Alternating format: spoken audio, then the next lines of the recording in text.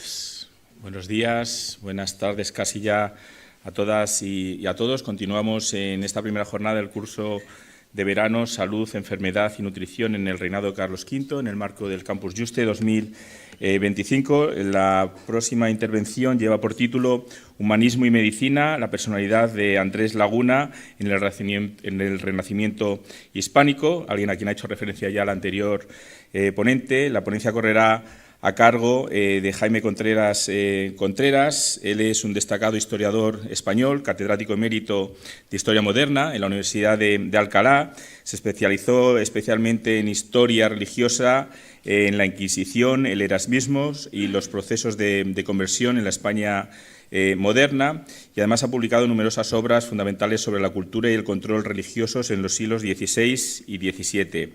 Es también autor de investigaciones claves sobre el papel de los judeoconversos, el cristianismo popular y el conflicto entre ortodoxia y disidencia.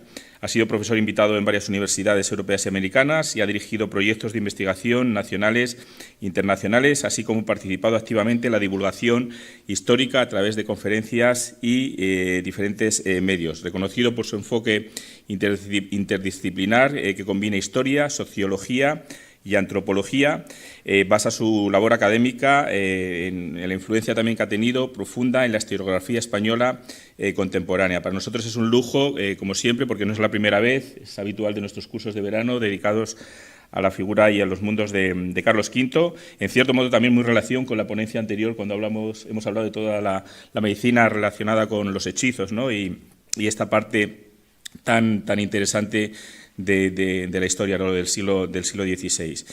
Profesor Contreras, para nosotros es un placer tenerle con nosotros. La audiencia es toda suya.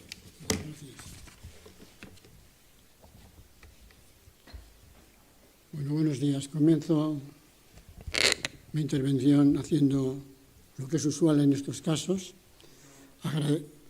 ¿Se me oye? Agradeciendo a los directores del curso, el doctor Chaparro, y la codirectora, que no está aquí, Rosa María Martínez de Codes. A ambos les agradezco mi presencia, como también lo hago recordando la hospitalidad que siempre me han tributado el director de la Fundación, Juan Carlos Moreno, y Miguel Ángel, el hombre que gestiona desde aquí toda la parafernalia de trabajo. Bien, yo no voy a hablar de Andrés de Laguna desde el punto de vista médico, aunque haré algunas reflexiones sobre el tema. Tengo que decir que en la preparación de esta ponencia me he encontrado con Andrés de Laguna. Y es un personaje absolutamente fascinante, del cual voy a hablar ciñéndome fundamentalmente a su vertiente humanista. Porque Andrés de Laguna, que fue uno de los grandes médicos en la globalidad de la Universitas Cristiana de Europa, fue esencialmente también y principalmente un humanista. Y con este especial interés en el humanismo de Andrés de Laguna, les recomiendo a ustedes que comiencen leyendo las opiniones que Marcel Bataillon, uno de los grandes historiadores hispanistas, en su libro Erasmo en España, tiene respecto de Andrés de Laguna. Andrés de Laguna es un gran humanista. Y en este sentido me voy a referir a él, pero brevemente vamos a hacer un pequeño resumen de su biografía. Andrés de Laguna, voy a ver cómo es.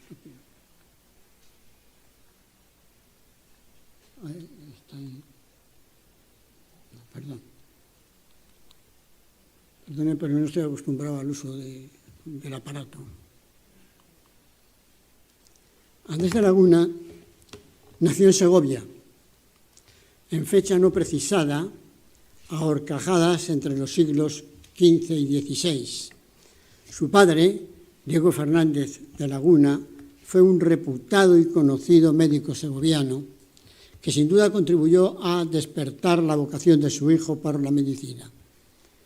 No fueron, sin embargo, aquellos años realmente fáciles, sino incómodos, porque la familia del futuro doctor Andrés de Laguna, el doctor Diego Fernández, su padre, era un notorio judeo converso, que abandonó su judaísmo para engrosar el significado grupo de quienes, como él, se tornaron cristianos conversos.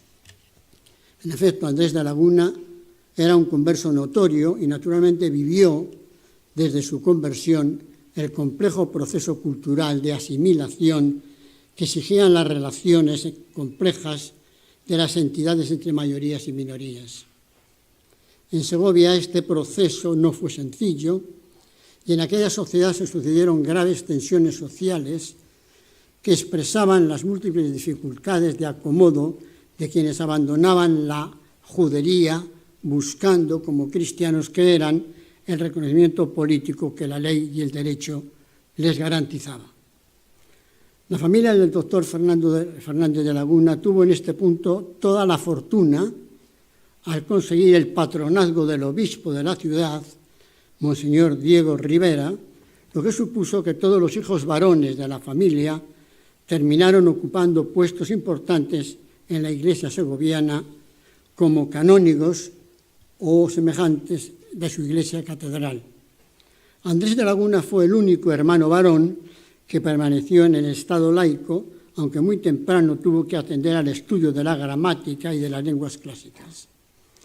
Al inicio de su adolescencia empezó a cursar el bachillerato en la Facultad de Artes de Salamanca, donde profundizó durante 3 años en lógica, dialéctica, filosofía natural y teología. Era este el inicio de un currículum de un joven de familia conversa que buscaba principalmente perder el recuerdo de su memoria olvidada, su memoria judía, olvidado en el amplio espacio de los valores de la mayoría. Y ello resultaba ser tarea compleja porque el pasado se resistía a ser enterrado.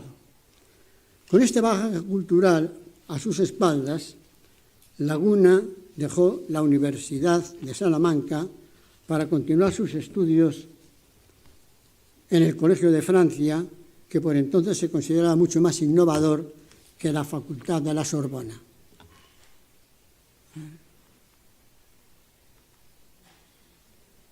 En Francia se nutrió del ambiente humanista, pregonado por autores como Erasmo o Vives, profundizando en los textos clásicos en la tradición médica.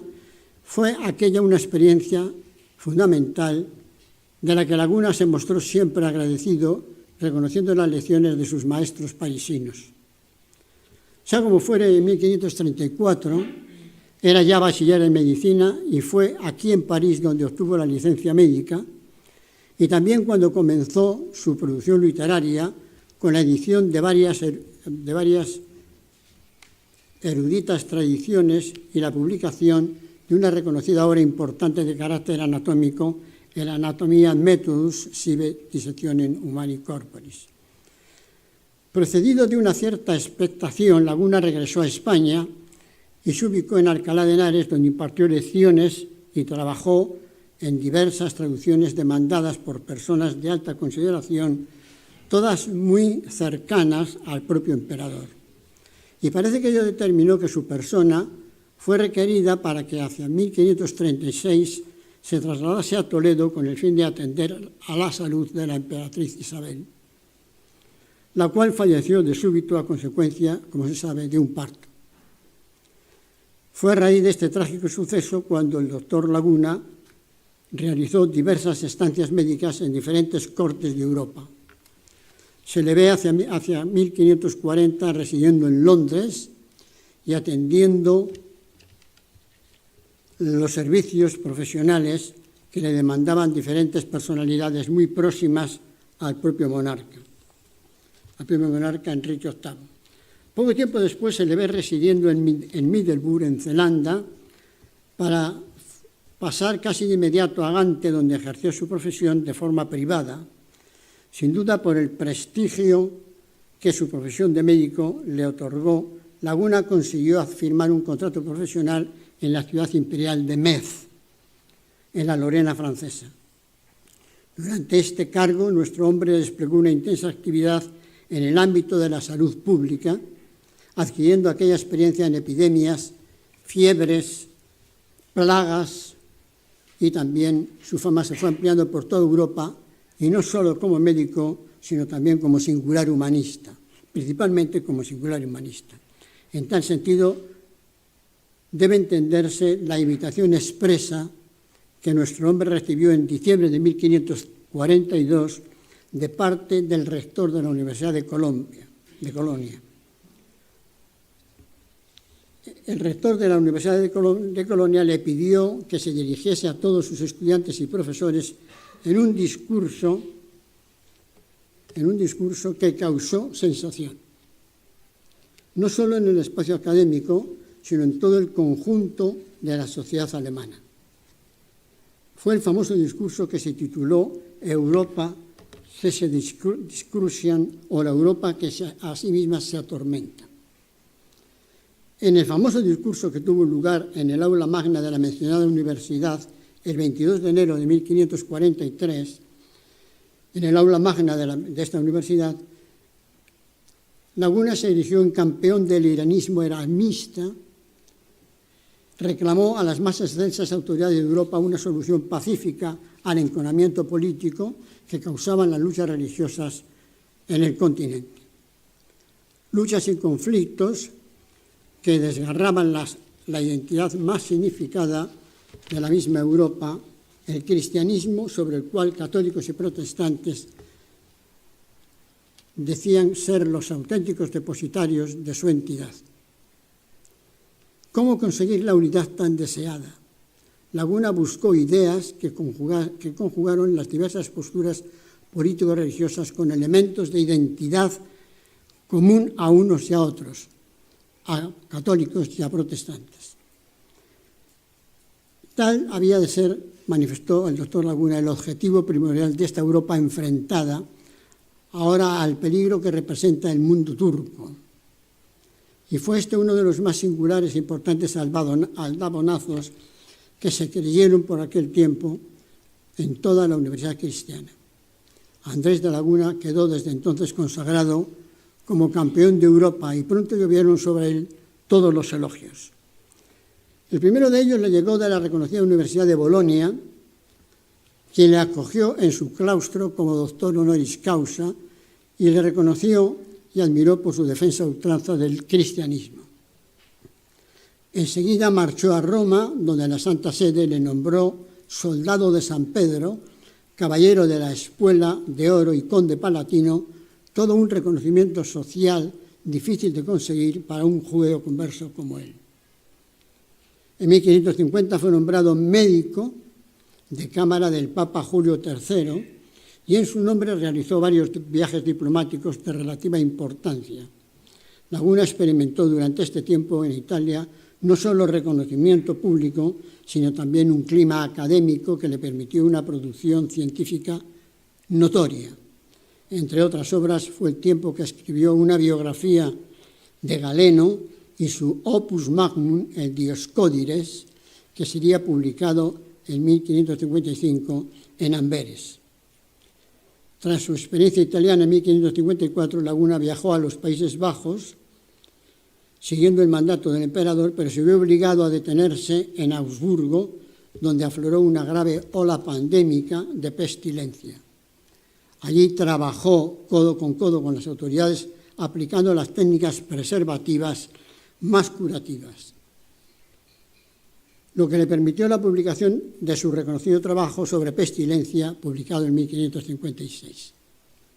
Un poco más tarde, en 1557, regresó a España a instancias de la Universidad de Salamanca, que le pidió dictarse clases e impartiese algunas de ellas, pero aquejado de fiebres se retiró a su natal Segovia, de donde ya no salió sino para dirigirse a Guadalajara y formar en esta ciudad parte de la comitiva real que en el palacio del Duque del Infantado recibió y acompañó a la princesa Isabel de Valois en su casamiento con Felipe II. Y ahí le sorprendió la muerte. Que Andrés de Laguna fue un extraordinario médico reconocido y aclamado por las élites políticas y culturales de Europa es opinión que la ciencia médica de hoy viene constatando de manera uniforme. Sin embargo, los especialistas que ahora estudian su producción intelectual se sienten más atraídos por su faceta de escritor impregnado de un humanismo renacentista plenamente erasmista. 3 son los estudios que Laguna abordó en este sentido y que lo ubican en los primeros lugares de los humanistas hispanos: su Dioscórides, el viaje de Turquía y el famoso discurso sobre Europa que se comentó más arriba y que comentaré dentro de un momento. El primero de los trabajos es quizás su libro fundamental, porque en él su autor supo integrar un conjunto de saberes diferenciados que hacían de él un verdadero ejemplo de moderna interdisciplinariedad. ¿Qué es el Dioscórides? En realidad es una síntesis armoniosa de saberes diferenciados. Eso sí, saberes todos ellos humanistas, desde la propia medicina más experimental a la filosofía más especulativa. Este famoso libro se denominó en su origen de materia médica y fue escrito en el siglo I después de Cristo por un médico militar muy conocido durante el mandato de Nerón. Su nombre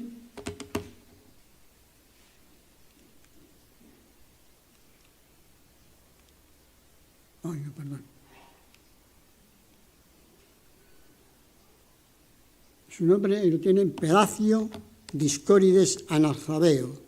Era un experto en plantas medicinales y en busca de ellas viajó por todo el Imperio Romano desde su Grecia natal. El libro tuvo una enorme difusión y desde su primera edición no hubo generación alguna en cuyo tiempo no se hiciesen varias obras. Tanto en el original griego como en el original latín y en árabe, las ediciones fueron permanentes y constantes a lo largo de toda la Alta y la Baja Edad Media y el principio de la Edad Moderna. Cuando llegó el tiempo renacentista, el Dioscórides fue, como era inevitable, publicado varias veces por todas las lenguas romances europeas. Y en nuestro caso, Andrés de Laguna no pudo refrenar su impulso de traducir la obra a la lengua castellana.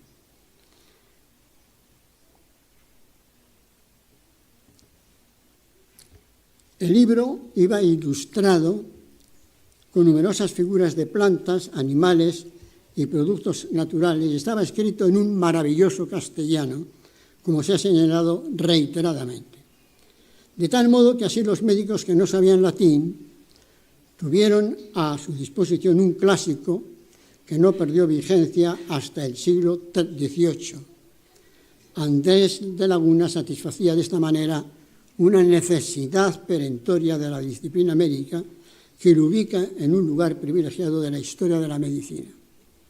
Ello no obstante, la obra de Laguna no acaba aquí, sino que se inserta en la historia cultural del siglo de oro español desde sus principios erasmistas. Y tal inserción se expresa sobre todo en su famoso texto, El viaje de Turquía.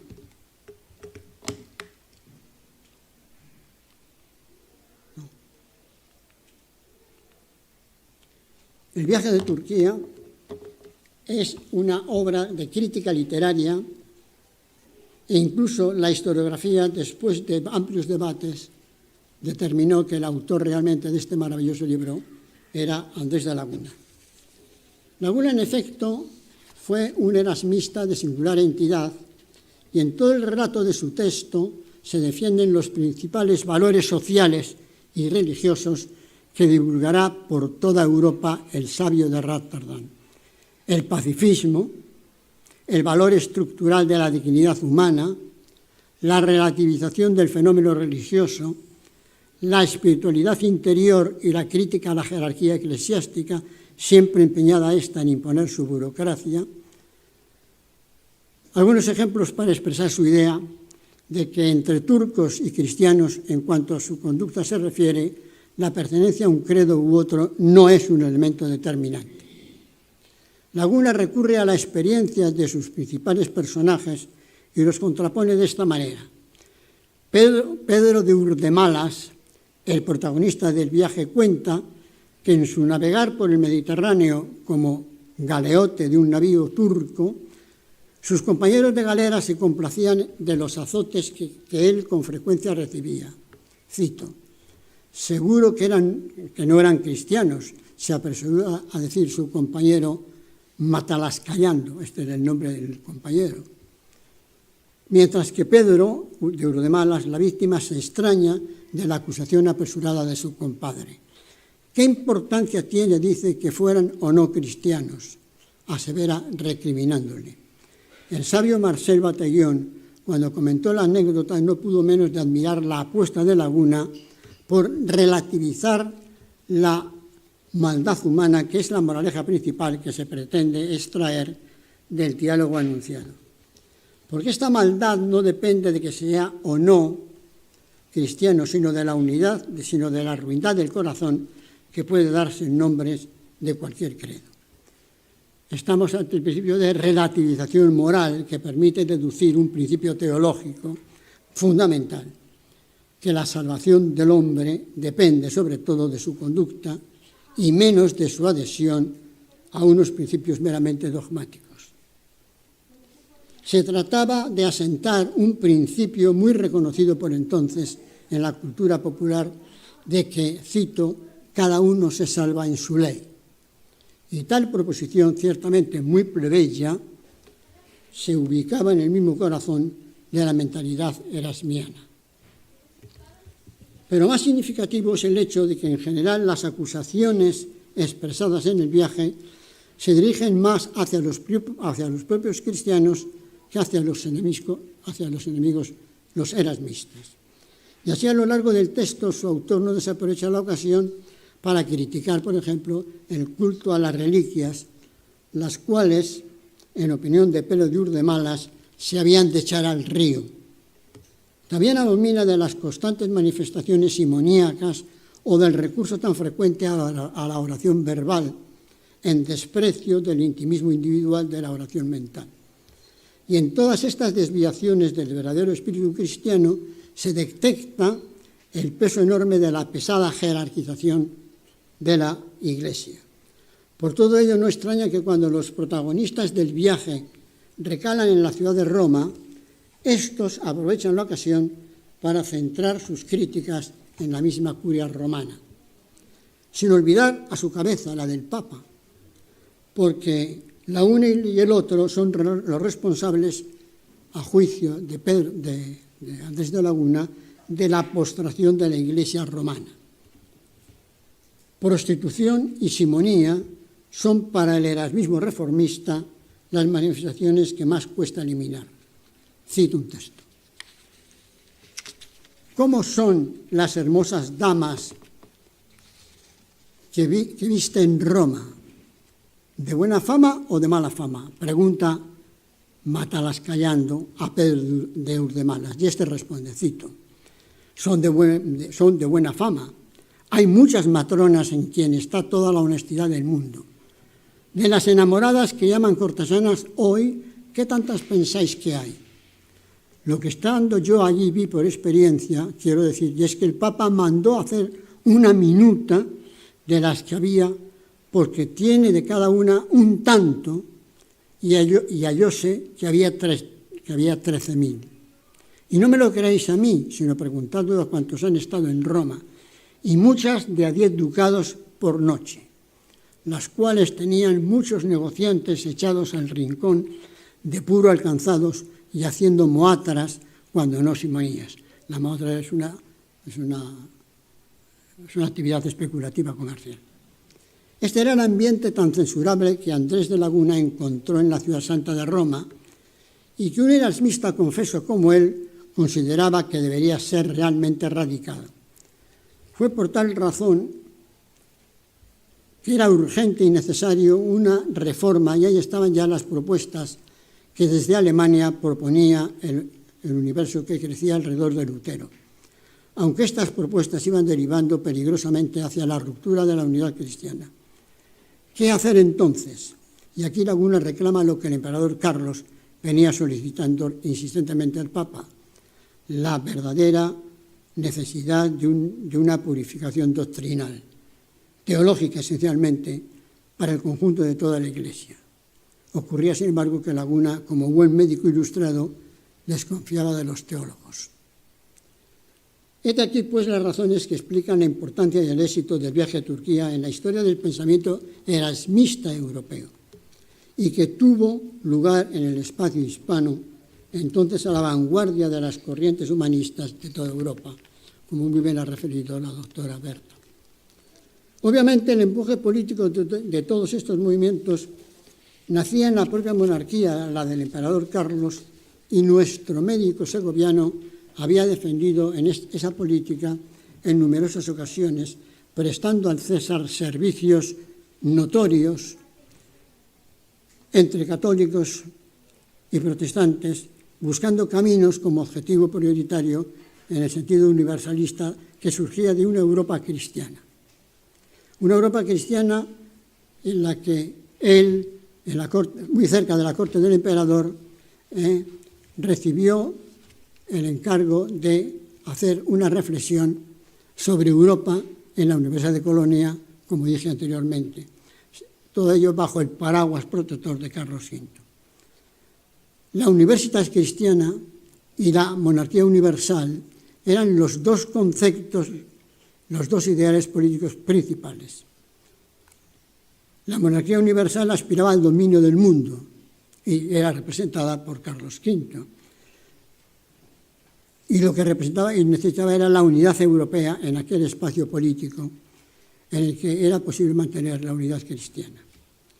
El sueño de Europa era pues un sueño humanista y cristiano, y Andrés de Laguna, erasmista de pro, trató de aportar su grano de arena, y esta fue sin duda la razón por la que fue llamado a instancias expresas del emperador a Colonia. Allí el arzobispo le manifestó su honda preocupación por las graves tensiones que el conflicto religioso estaba causando en Alemania, las cuales amenazaban con extenderse a Francia, a Italia e incluso a la península ibérica. El desánimo estaba cundiendo por todas partes. Por ejemplo, ahora se comentaba, a principios de los años 40, en toda Europa el reciente fracaso de la dieta de Ratisbona, donde por deseo explícito del César, católicos y luteranos habían intentado un acercamiento que hiciese posible un mínimo punto de acuerdo, pero ni la exquisita diplomacia vaticana de Contarini por parte de Roma, ni la contrastada buena voluntad de Melanchthon por parte del lado luterano fueron suficientes para retomar el camino de la unidad entre cristianos. La desconfianza y los demonios internos en ambos lados dominaban la situación y el deseado concilio universal que Carlos, el emperador, urgía a la Santa Sede, llevaba camino de posponerse sine die. Tal era el pesimismo y la desesperanza que expresaban las palabras del arzobispo de Colonia cuando invitó a Laguna a hacer la conferencia, el discurso famoso, que es la clave del erasmismo de Laguna, y no solamente de eso, sino uno de los textos más importantes del siglo XVI, y yo me lo debería decir de todo el antiguo régimen, que procede naturalmente de ese discurso humanista que Laguna representaba. En el año 1543, y el domingo 22 de diciembre de este año, en un acto absolutamente importante, Laguna comenzó su discurso sobre Europa en medio de la máxima expectación. El orador arrancó describiendo a una mujer que se dirigía a los oyentes sin ocultar su desazón y su desdicha. Era una mujer, cito, toda llorosa,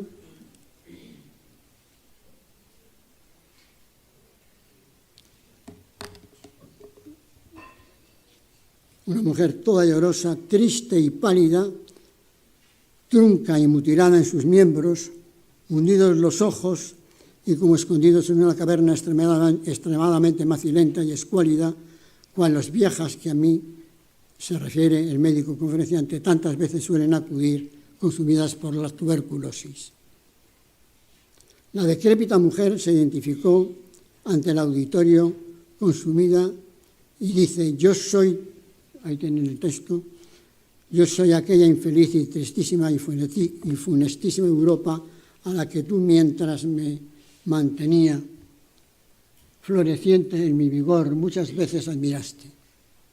Yo soy aquella a la que, olvidado de todo lo demás, contemplabas con tanto deleite, aquella cuya ingénita belleza y agraciada hermosura servía de pasto admirable a tus ojos, la que en otro tiempo se granjeó el afecto de todos y atrajo los corazones para su mayor aprecio y admiración.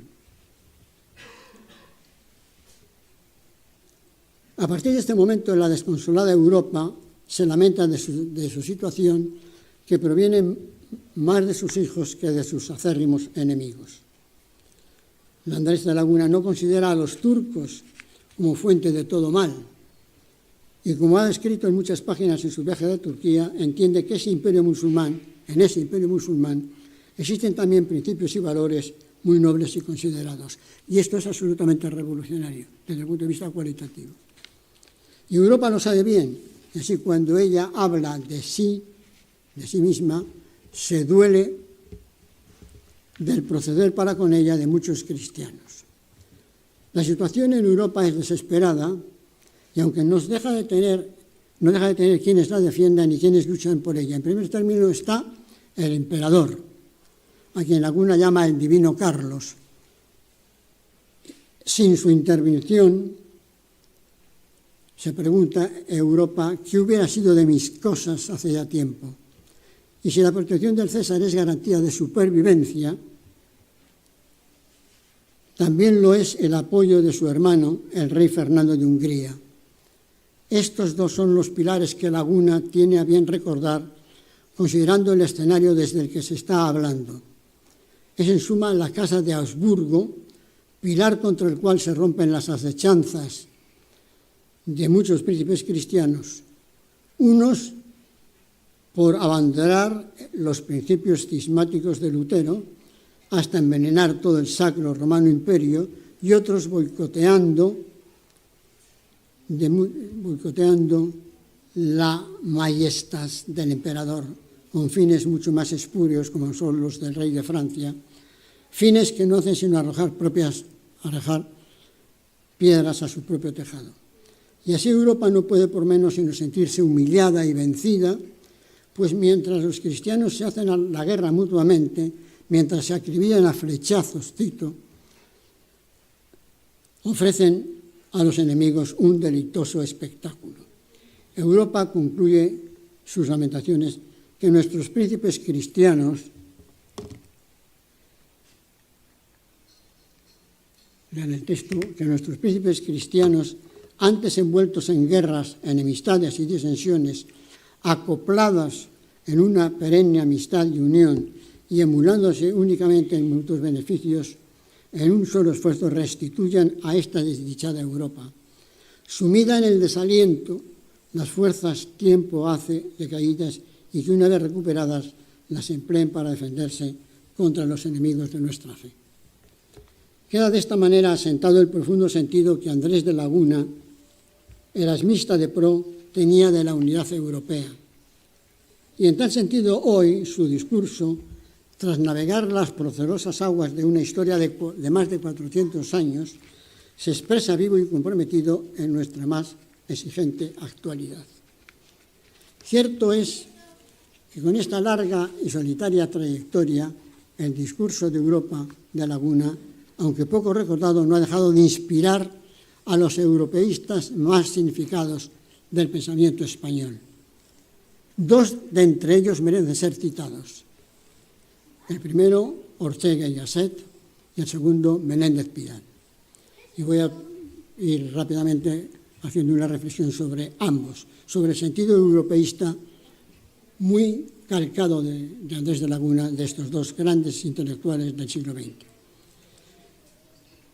El 7 de septiembre, atiendan la fecha, de 1449, en la Universidad Libre de Berlín, 1949, el renombrado filósofo español Ortega y Gasset subió a la cátedra del aula magna de su famosa institución para hablar de la unidad de Europa.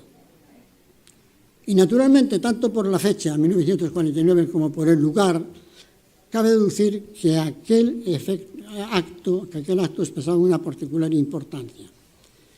En Berlín, en 1449, se vivía una situación de desolación, de ruinas, y la fe de una esperanza dictó a Ortega una de sus más importantes conferencias, médula principal de sus meditaciones sobre Europa. Sus ideas principales dibujaban un diseño paralelo presentado siglo antes por el doctor Laguna. Y esto es lo que me interesa subrayar. Laguna es la raíz del pensamiento de la unidad europea de los intelectuales del siglo XX. Y esto es absolutamente importante y yo les incito a que reflexionen cada vez más, incluso se atrevan a hacer una investigación en este sentido multidisciplinar de la persona y de la figura de Andrés de Laguna. Naturalmente, Ortega hace un diseño y hace una radiografía sobre las razones de la desunión europea y tiene un tratado amplio sobre la culpabilidad que Ortega echa al nacionalismo. El nacionalismo es la particularidad más específicamente dañina para el concepto de la Unión Europea. Lo mismo que plantea este pensamiento en la figura de Menéndez Pidal.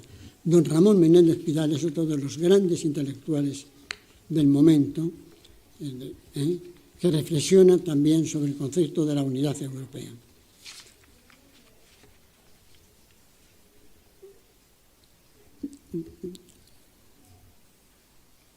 Durante este tiempo, Menéndez Pidal, insigne filósofo e historiador, se hace eco de esta idea para reivindicar la pervivencia en España de aquel europeísmo universalista que marcó la figura y el tiempo del emperador Carlos V. Y este proyecto tenía un nombre, la Universitas Cristiana. Don Ramón dice, la idea de la Universitas Cristiana que mantuvo el emperador nació en Andrés de Laguna. Continuó siendo la base política y la vida peninsular. A ella sacrificó España su propio adelanto en el siglo de las luces, queriendo mantener en lo posible la vieja unidad de Europa que se desmoronaba por todas partes. Pero Carlos no solo quiso unificar Europa, sino también a impulsos de la dinámica de sus estados hispánicos, pretendió europeizar a América. Es decir, incorporarla a la cultura cristiana de Occidente, sin renunciar por ello a su original y primer sustrato indígena. En efecto, para don Ramón, Carlos V es el primer emperador europeo-americano. Él es la cabeza de una gran construcción histórica que aspiraba a tener un sentido de totalidad apoyado sobre los dos hemisferios del planeta. Es urgente en nuestro tiempo recuperar estos principios tan unificadores. En tal sentido, concluía Menéndez Pidal con estas palabras proféticas, escritas en 1963, 80 años atrás. Si cualquier día la humanidad emprende tal restauración, dice don Ramón, entonces España, la de los frutos tardíos del Renacimiento, tendrá algo que hacer en el abnegado camino de ese ideal. Y concluyo, quizás sea este momento no esté demasiado alejado de nosotros. Los españoles de hoy y ciudadanos de la Unión Europea, descendientes teóricos del pensamiento de Andrés de Laguna y nietos del pensamiento de Ortega y de Gasset, los otros dos españoles europeísimos. Muchas gracias.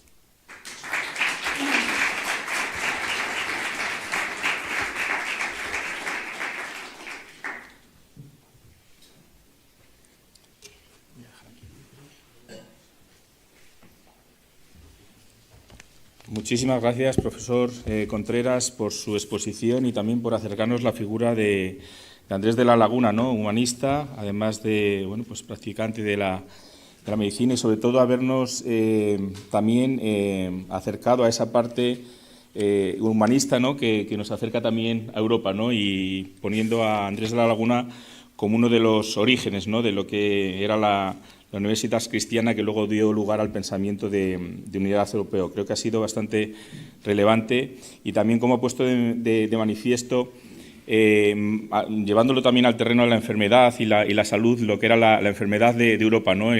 Centrada en la propia sociedad con respecto a lo que sentían las guerras internas versus a las amenazas externas que sufría la propia sociedad.